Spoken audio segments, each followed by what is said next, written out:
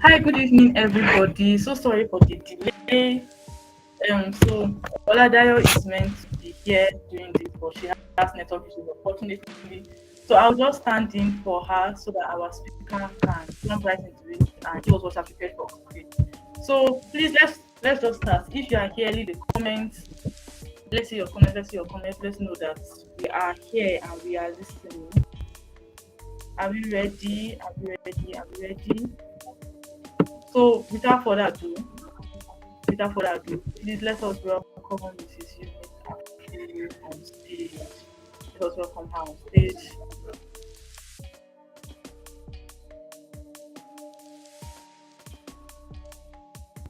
So yes, let Eunice Akuru on stage. Okay, hi, good evening, ma. I hope you are fine. Can you hear me clearly? Yes, I can hear you. Can you hear me? Yes, I can. Okay, so Thank you. you can bring up your presentation and start. Please just a little intro. I don't have your intro, Dio has it, but she's not here. So you can introduce yourself and then we can start the presentation. Thank you very much.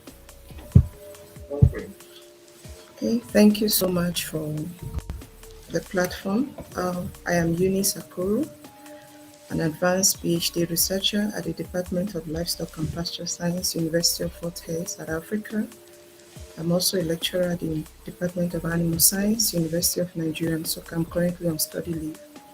And I am a scholarship ambassador. I was selected by Africademics March this year as a scholarship ambassador. I'm currently a volunteer mentor at the Ed Research Hub as well. I'm a researcher. I have a couple of articles published in peer-reviewed journals. I'm also a reviewer for a number of reputable journals, and I'm a certified public speaker, creative writer, and a spoken word artist. I think that's that for now. Thank you very much.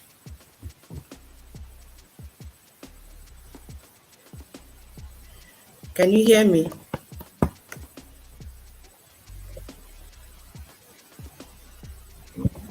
Yes, I heard you. Thank you very much. So we'll go straight into it. Please, you can share your screen now and we'll start. Thank you. Thank you.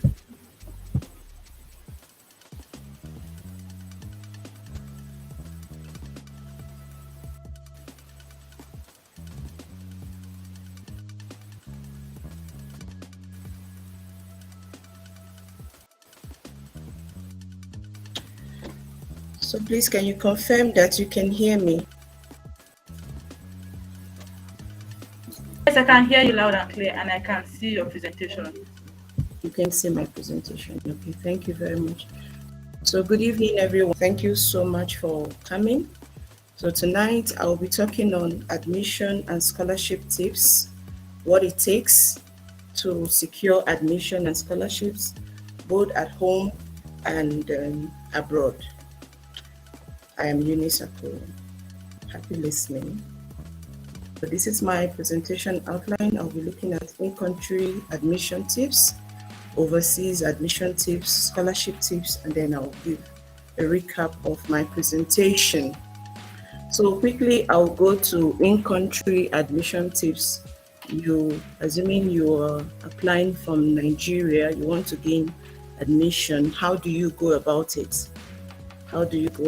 So for undergraduates, because I understand in the webinar, we have different categories of students. We have those who are undergrad, who just finished their high school and they are planning to go to the university. And then we have postgraduates, we have core members and the likes in between. So assuming you just finished your secondary school, your high school, and you're intending to gain admission into the university back home, how do you go about it?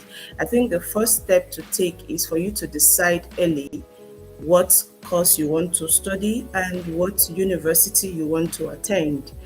And that decision starts as early as your SS1.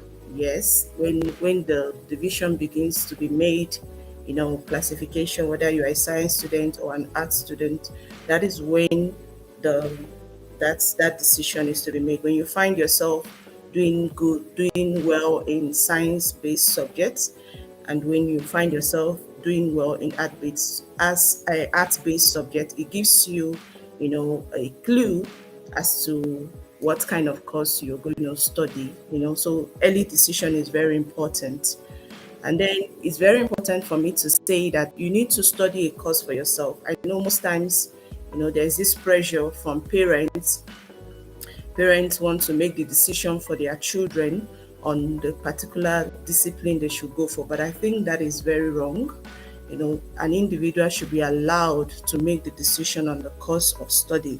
There have been a number of people that studied a particular course and then they went for a particular degree, and at the end of the day, they just did it for their dad, they did it for their mom, they did it for their siblings, they did it for their peers, and at the end of the day, you find out over time they switch career. So it's important that you should study that course for yourself, know what you love doing, what you want to go for, and go for it. And then before you sit for your jam, you have to be sure of the right subject combination. If you're going for engineering, you should know that physics is important, you should know that mathematics is important. You should know the right subject combination to guide you to know the subject to sit for in your jam. And then it's very important, if you want to gain admission on merit, you should aim to score high in your jam. It's really in your jam exam, it really takes away the pressure of having to shop and having to go through all of that, all of those stress. So if you have high score, I mean, it's going to be merit admission. You go straight to the department that you want to, be admitted into. And then you need to be acquainted on the admission requirements of your choice university, the university you want to study in, the faculty, the department. You have to be aware of the admission requirements. What document do they need? And then the timelines. When do they open the portal for admission? At what time of the year? And when it is opened, when does the deadline come in? When does it elapse? So you need to be acquainted with all of that information, and then prepare for and score high in your post UTME. A number of universities have introduced post matriculation examination. So you need to score high. Apart from your high jam score, you also need to score very high in your post UTME exams so that it becomes easy. And then in the event that you don't get into the department of choice, let's say maybe because your scores were not that high, or the people going into it, you couldn't get the merit admission. That's what I'm trying to say. Then you have to be properly guided in buying the shopping form. You have to shop correctly into the right department, because at that point, you cannot go to a department that is very competitive, because those people that had a score that was high but was not too high to get into the department they wanted to, they will be coming into those courses that now you want to go for. So it's better to be properly guided as you make this decision. And again, it's important for me to tell you that every course has potential. Do not disdain any course. In the event that you don't get your desired course of study and you're giving something at the end of the day, just try to look at the beauty, try to look at the potential in that course and value it and go for it and give it your best shot. I remember as an undergraduate, when I wanted to, because of the fact that we don't have the right orientation, except that maybe things are changing now. Back home in Nigeria, everybody wants to be a medical doctor, everybody wants to be a lawyer, everybody wants to be, an engineer. And then if you're not in any of those categories, as if you don't know what you're doing. So I was in that school of thought, until I wrote my jam, and then I wrote my post UTME, and then I didn't get what I wanted, to study. But eventually I was admitted into animal science and I accepted it. And today I am where I am. So every course has potential.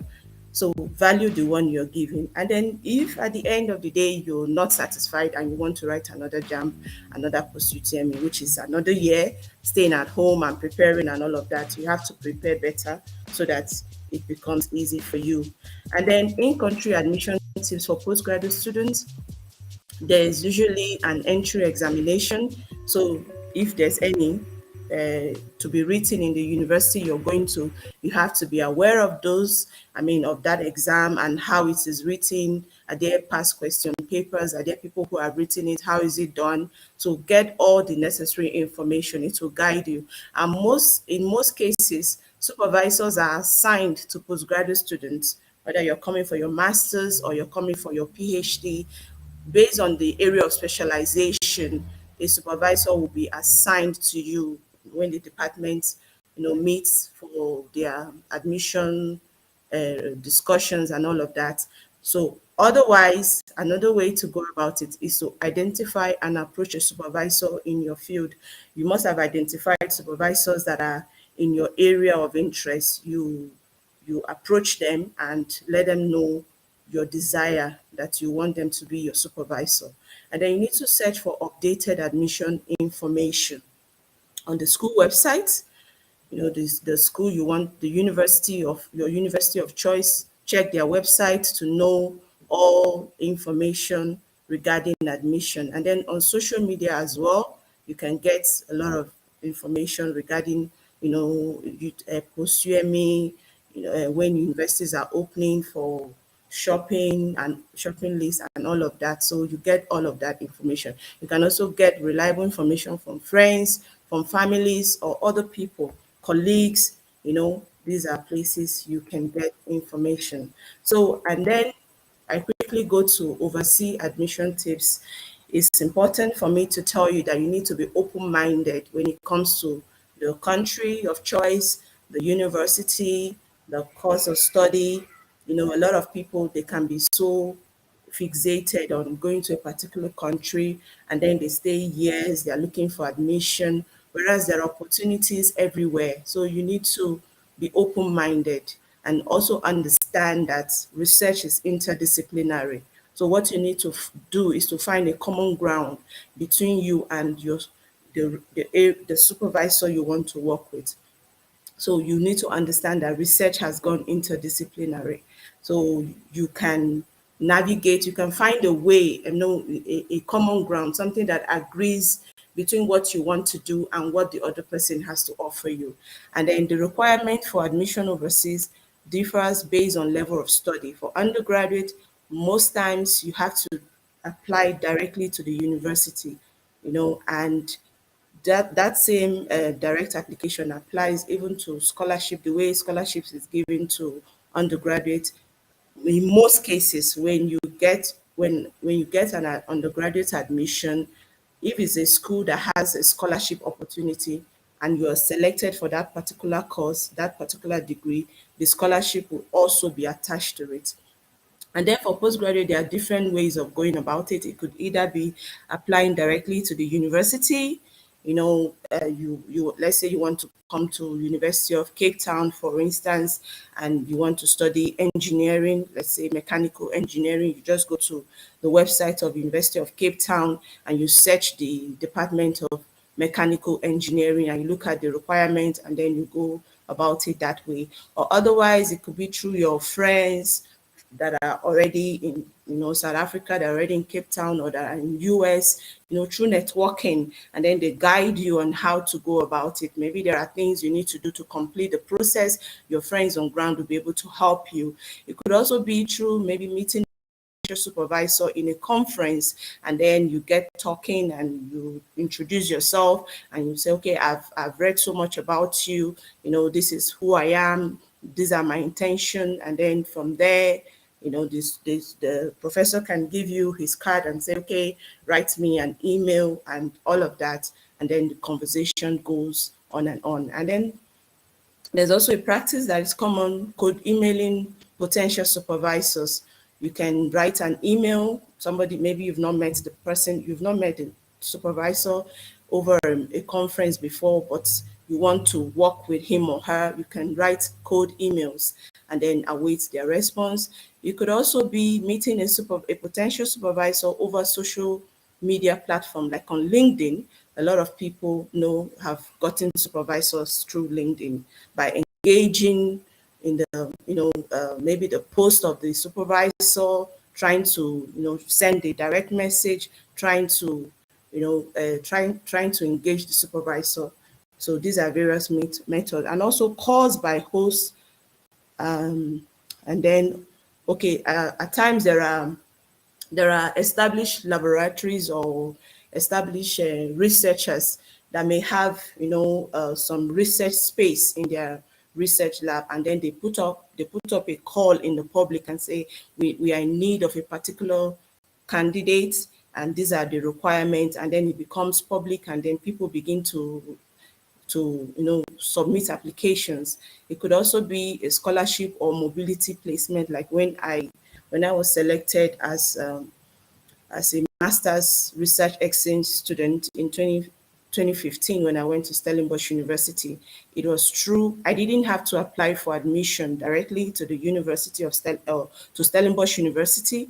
I only had to apply for the PAFROID funding, which was under European Commission. So I applied for the funding, and then the coordinator of the program had to run around to get a supervisor for me, though with my own, the information that I gave them about the person I wanted to work with. So these are various ways of going about getting admission overseas. Then what are the documents that you need for admissions, both at home and overseas? You need your international passport. If you want to travel out, that is the first thing. The first time the thought comes to you that, oh, maybe I don't want to study in Nigeria, or I don't want to study in my home country, then what do you need to do? Get your international passport way ready, ready, way on time, even before you begin to process any scholarship. You need to have your international passport, you need your certificate, your statement of result in some cases where it's accepted. Then you need your transcript.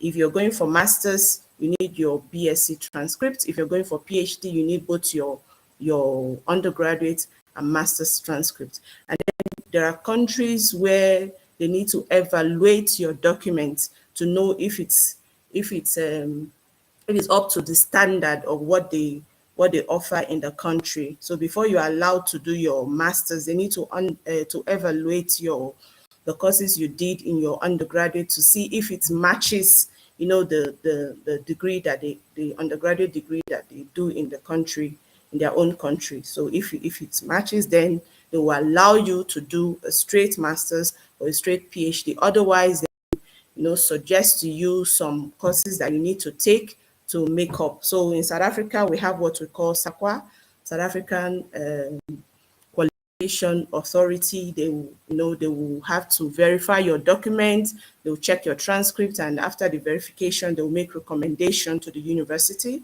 And then we have, for those that want to go to Canada and US, World Education Services, they also evaluate documents. Then we come to what other necessary document do you need? Standardized test scores.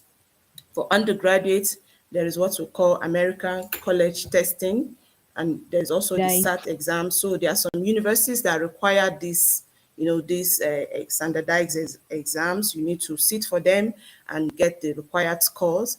And then for postgraduates, there are a number of universities that require that you need to write GRE, or you need to write IELTS, International English, as a language. You need to write TOEFL. So you need to find out, whereas there are some universities where all of these things are, waived. So you need to find out if there's a waiver for you based on the country where you're coming from. And then in addition, you need your referee reports. You need and it's always advisable to meet your professors, to meet someone that is in a higher level in the academics, not your friends, not your colleagues, to write your referee report for you. Then I quickly go to scholarship tips. where do you find scholarship? So now, and I must quickly add that it's important that you, if you want to travel abroad, it's important that you need to secure your scholarship, first before an admission. Most times people have admission letters and then they don't have,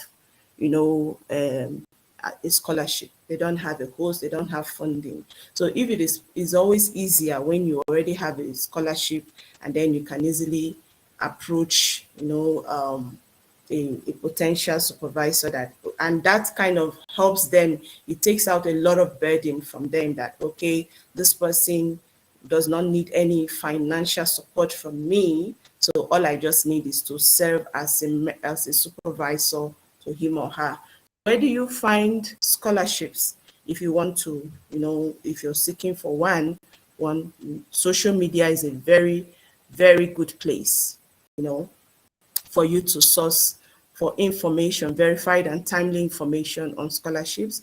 So you need to be active on social media accounts. If you don't have a LinkedIn account, I will advise you tonight to go and open one. As someone to maybe get scholarship in your home country, in Nigeria, and you're not active on social media, you're neither on LinkedIn, nor on Instagram, nor on Facebook, nor on Twitter, then I wonder how you're going to get the information. So be very active on social media, have an active LinkedIn account, Facebook, Twitter, be active on Instagram. These are the places on YouTube. These are places you're going to get verified and timely information on scholarship. Then follow people, follow pages, follow channels who offer scholarship tips. Like on Facebook, there are a lot of people that are giving tips, information on scholarships to people free of charge. You don't need to pay. Someone like Moses Udoi's son is very good. I also know of Asat on Facebook. Scholarship Jen is there as well. Eunice Akuru, Facebook page. So these are people, these are pages that are on Facebook that are there to assist you. And then you go to Twitter, you see someone like Oludayo Diwan and someone like Samuel Ajayi. They are very active on Twitter. They are there to give you, someone like Oludayo Diwan has Japa Consult. So he's there to give you tips, to guide you through the whole process. And then you come to LinkedIn, you find someone like, what's her name? Mercy Ojetunde. I hope I'm pronouncing the name correctly. So she's there to, she's always giving free tips on scholarships and all of that. Then you go to YouTube channels, you find someone like Emmanuel Eze, Scholarship Jen is giving information on, how to go about navigating the whole application process in the event that you need a scholarship. And also Oludayo the one is also active on YouTube, and there are a whole lot of other people that are doing, so wonderfully well, that are helping, that are out there to assist you on this journey. So I implore you to, be active and then follow them, and then join scholarship groups on social media. You have a lot of there are WhatsApp groups, there are Telegram groups. I currently have a closed WhatsApp group where I assist a lot of, postgraduates that are even undergraduate that are looking for scholarship. So there are a whole lot like that. Then you have scholarship region. You have scholarship. Scholarship region is very, very active. You have Africademics. You have, a whole lot of scholarship groups that you can join both on Facebook, both on WhatsApp, both on Telegram, and they will guide you. So where else find scholarships? If you're in search of one, you can search up universities and colleges. Just go to their website. Assuming you have a particular university in mind, all you need to do is to go to their website, you go to their fees and funding section, and then you find the needed information on whether there are scholarships available for your particular course of study. Then also we have government agencies like Fulbright Scholarship, German Exchange Service, German Academic Exchange Service, that DAAD, a Commonwealth scholarships. So these are government-based scholarships that are there. Sometimes you have to access them through the embassies, through the country embassies in your own country. These are, you can just go to the website and find out get reliable information on how and when these scholarships are open. And then we have foundations and organizations that give scholarships to people that have calls for scholarship, like the MasterCard Foundation, Organization for Women in Science in the Developing Country, OWSD. We also have Faculty for the Future for Women. We have Lori. So there are a whole lot of organizations and foundations that have calls for scholarship all year round. Some of them are once off annual, so you have to be to be informed to know when these scholarships are open. And then you have scholarship platforms, like I've mentioned, that are active on, on social media. If you're not active, there's no way you can source information on their website, like Africademics. They are on Twitter, they're on LinkedIn, they're on Facebook, the Ed Research Hub. You also get, a whole lot of information from them. The scholarship region is another dear young graduates on LinkedIn, a whole lot of them. And it's important that you subscribe to newsletters, scholarship newsletters, so that you know when the next call opens, and then you know way ahead of time when the deadline has been set for that particular scholarship. Like you have Reforum, you have award. These are newsletters. Even what is it called? Scholarship region, scholarship air. There are a whole lot of them. So when you get to know them, they will ask you, do you want to subscribe to our newsletter, so that we keep sending you information. And the good thing about them is that you can always unsubscribe in the event that you're no longer interested in following them. Then networking, you can get to know about this, especially the ones that are not made public, the ones that are hidden. You can get to know about them through a friend, maybe your supervisor. Your supervisor may have a colleague outside the country that has an opening, and before you know it, the link is shared and you contact the person, and from there, the application process is made bare to you, and then you begin to apply. Then when it comes to securing scholarship, what is it that you need to know? You need to decide which scholarships to apply for. So it's always important to be organized about how you go about your scholarship application. If you know you're applying for Commonwealth, or you're applying for Chevening Scholarship, or you're applying for DAAD, whichever one you want to apply for, you have to come up with a plan on how to go about it. Which one do you want? Which one suits your own, is your course listed among the courses, the degrees that are accepted. So when you have known the ones, then you know the document that are required, you know the deadline, you know everything that you need to know about that particular scholarship. And it helps you to start preparing early. You have to be aware of the requirements and the deadlines of the particular scholarships you want to apply for. Then start early, because a whole lot of them, they are very involving. Anybody that has gotten scholarship before will tell you is very involving. Like, you have to dedicate the time, to give the effort, you have to give everything that is required. So the earlier you start, the better for you. The earlier you start to get all the required, like now that ASU is on strike, a whole lot of students that want to travel abroad, they are trapped because their transcript cannot be processed, and without your it's difficult to begin to apply for scholarships. So these are things that you need to start doing early enough. And then if there are exams to write, you have to start preparing early for those examinations. Like, you don't just wake up today and say you want to go and write a GRE in 2 weeks time. No, you just go there and mess up. So you need to start preparing early, so that, because number one, these exams are very expensive, and number two, they have a time frame within which, if you don't make use of the results, it's it goes, it becomes useless, so to say. You can't use it anymore. So you wouldn't want to just go and write and then you don't get the required score and then you have to pay again and you go through the rigors and all of that. Then if there are, if you know you cannot, maybe you don't have, for financial reasons, you don't have the money, or you're not able to meet all the requirements in terms of exam, standardized exams, look for universities that have options for exemptions.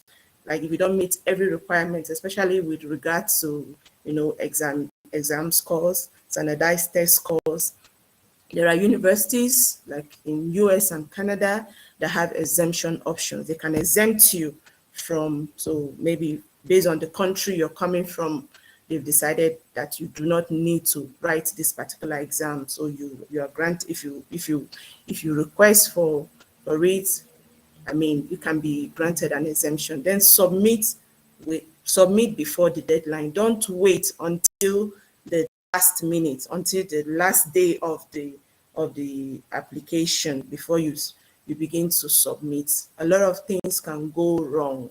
So it is better. In the worst case, let it be like 2 or 3 days before the deadline, you submit your application. Then application documents generally for scholarships, you need your international passport. If you're traveling abroad, you need your international passport. You need your admission letter or proof of acceptance. Let's say you want to go for your master's, or your PhD, or whichever one. Like for undergraduate, in most cases, the admission the scholarship is attached to the admission letter. So you may not need to bother so much about, what you just need to do is when you're giving the admission, then the scholarship is also attached to it, if such applies. But for postgraduate students, for masters and PhDs, you need an admission letter in most cases, or a proof that you have contacted a host and the host is willing to, to supervise you, or willing to accept you. You need that proof. If not at the beginning of the scholarship application, maybe before the whole thing is finalized, you'll be asked to submit this letter. Then you need your degrees and your qualifications, your BSc certificate, your master certificate, your YX certificate, if you want to study at home. But I think also most universities in Nigeria, also, like if where you want to do your postgraduate study is different from where you did your bachelor's degree program, then your transcript will be required. So you need your transcript both home and abroad. You need your transcript.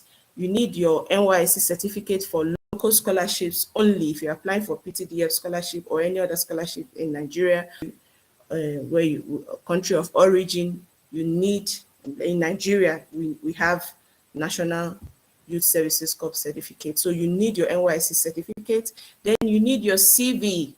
You need your CV. You need to make sure that you tailor your CV based on the theme of the scholarship. So you look at the general overview of the scholarship, what they are.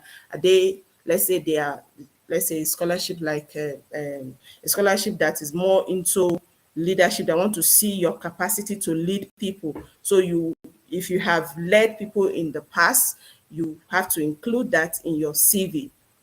Then the test scores, like I've already mentioned, you have GRE, you have GMAT, you must have all of these. Then your letter of motivation. A lot of scholarship will ask for this. Some will ask you for a statement of purpose or personal statement or cover letter, whichever one applies. It all depends on the scholarship body and what they're looking for. And some scholarship require essays. Like when I applied for Faculty for the Future, which is for women that want to study at PhD level, there were a lot of essays that I had to write. So you need the essays, a whole lot. You have to respond to each and every one of them. Then you need a supervisor or host. This can be waived in some cases, if it's a scholarship that just want you that will get you a supervisor at the end when you are selected. Otherwise, there are some that will want you to have had a supervisor, that have had somebody you have approached, especially for this. This applies at the postgraduate level. You need to have contacted a host, and then so that you're not with this, you don't have a scholarship, and then you're in a situation where there is nobody to supervise you. Then you need referee letters. So it's always good to approach your referees early enough, let them know what you're applying for, and if possible, draft the report for them so that they get to edit it. It becomes easier for them. And make sure you send it to them early enough. You don't start sending a referee letter, some days to when the scholarship deadline is elapsing. So you have to give your referees time to go through and make their own contributions before getting back to you.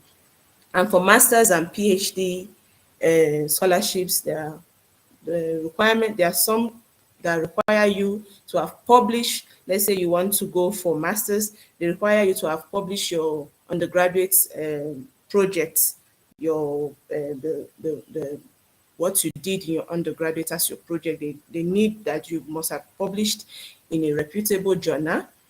Or if you want to go for PhD, they want to see your publications over time, maybe your master's or your undergraduate or other works that you have done with other people. So there is that requirement for publications, or they just want to see your thesis or proposal, for PhD candidates. Then there are some scholarships that will require you to have volunteered in the past. You have served in one capacity or the other as a volunteer. So that experience that you have, they want to see it. So beyond your ability to, do very well in class, how are you contributing to your community? Then degree evaluation, it depends on the country. So you need to know what is applicable in the country that you're going to. So as I summarize this presentation, I want you to know that getting and applying for a scholarship is not a walk in the park. It requires time for you to go start searching for the scholarships, and then to get all the required documents, and to reach out to your referees, to get your transcript, to get your international passport, to get your essays written, to write your motivation letter, to write your personal statement. All of that takes time. So you have to give it the time required. You have to give it the effort required. You have to give it your all. It all depends on what. I think there was a slide that I missed. I'm trying to, okay, where I was trying to talk about motivation. What is motivating you? Sorry, I can't find that slide now. That's actually what is going to be your push. How much do you really need this opportunity? How much do you need it? If you need it that bad, if you need it that much, then you give it all, you give it your all. So in all, be optimistic, don't give up, be open-minded. I've mentioned already that research disciplinary, you have to be open-minded. If you must not say it must be this, especially if you're traveling out of the country, you have to find a common ground where your research will agree with that of your host, even if the person is not in your, let's say, okay, I'm an animal scientist. I can work with someone who is in chemistry.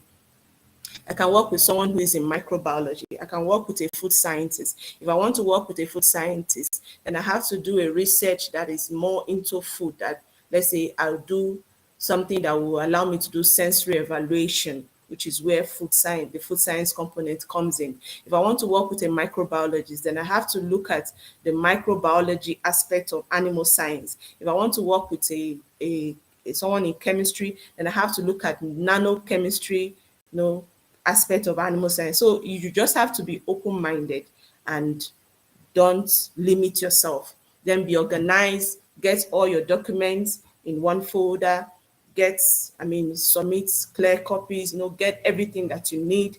Prepare early so that you don't find yourself rushing, not being able to meet the deadline. Then beat the deadline, submit clear and certified copies of your degrees and all that you're required to submit. And then I must say that yes, it happens many times that people apply for a particular opportunity, and then because they didn't get it, they they get discouraged along the line, and that stops them from trying to apply for more, opportunities. That I always tell my mentees that a scholarship that has your name written on it will come to you.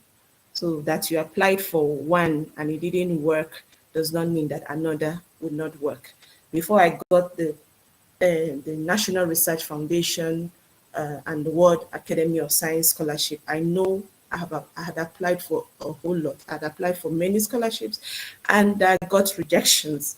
But that didn't deter me, that didn't discourage me, because I knew what I wanted, and I didn't allow one rejection to stop me. So I want to tell you, when you apply for one and it didn't work, apply for another one. Keep applying. There are people, you read their testimonies on LinkedIn, you find that some will tell you that I had applied for 100, I had applied for 50, I had applied for 100, I had applied, at a point they even lost count of how many scholarships they had applied for until they got the particular one that took them to, the country.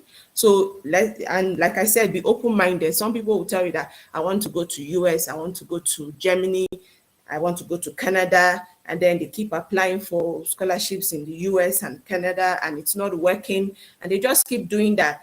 There are a whole lot of other countries that have wonderful scholarship opportunities that you can, look into and apply for them. It doesn't mean that if you cannot go to US or Canada in the future. So it all depends on you. And then finally, the push method is very reliable. You need God. You need God in your admission journey. You need God in your scholarship journey. Push on, pray until something happens. So when you have done all you need to do, and it's as if there's a delay, it's as if things are not working, just pray and believe for a breakthrough. Then, this quote, the fact that you're not where you want to be yet should be enough motivation. So the fact that you're not where you want to be yet should be the motivation that you applied for one and it didn't work, and you know that this is what I want. This is where I want to go to, but it hasn't worked. That should keep you, working and working until you get there. Don't be afraid to fail. Be afraid not to try. So don't say, I don't want to apply for this, and then so that, they will not reject me. You never know. What if you apply for it the first time and you get it? What if you get it on your second attempt? So be afraid to try. It always seems impossible until it is done, according to Nelson Mandela. And then for me, I'll say that your success are my motivation. Like when my mentees tell me that, oh, I've gotten this, I've just been selected for this scholarship, and then I've gotten my visa and I'm traveling. That success story really motivates me to want to encourage more people. So thank you very much for listening. You can follow me on Twitter with the name Akuru_Eunice. Follow my page on Facebook, Eunice Akuru. I'm also on Instagram. I'm also on LinkedIn. So thank you so much for listening to my presentation. I await your questions. Thank you. Thank you very much, Ma. That was very enlightening. And this is the last quote that you mentioned for me. Thank you very much for that. So if you have questions, please drop them in the comments. Please let us see it in the comments.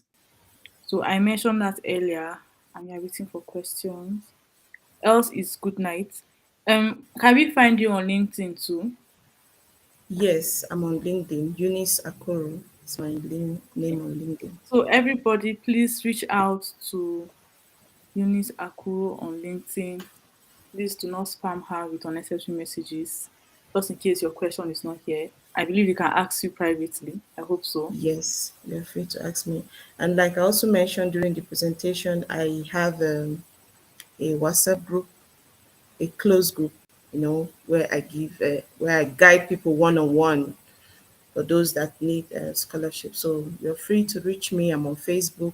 Follow my page, engage with my content. So I hope I've been able to give out value tonight. I don't know if there's any question. Is there any question for me to answer? Okay, so I can't see any questions yet, but we'll just wait a bit and see if there are any questions. Else, that will be all for today. So, everybody, where are your questions? Where are your questions? Okay, I can't see any questions. So, I think that is it for now. Thank you very much, Ma, for doing this, spending your time with us. Really appreciate it. And we I hope to think I see can you. see a question from Victor Benjamin. Except I'm Okay, Benjamin. okay, Can you help okay. You can go with ahead and scholarship? answer it. I can't see it on So my end yet. my question would be, can you help with scholarship? I don't know what you mean by this, if I can help with scholarship. But if you're asking if I can guide you through it, yes, I can guide you. I don't offer scholarship myself. I'm not a funding agent, but I can give you, you know, guide, step by step guide on how to go about it. Yeah, if that is what you mean, if I can help you with guide. Yeah, I mean guide. Yes, I can guide you. You're free to Okay. reach out to me, my social media, handles, and we'll take it from there. All right, ma. Thank you very much.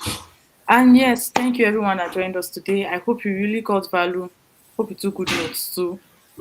And the presentation and the slides will be shared with those that attended. There's a form link, so we'll share that with you. Thank you very much again, ma. Really appreciate you being here. And good Thank night, everybody. Good night. you.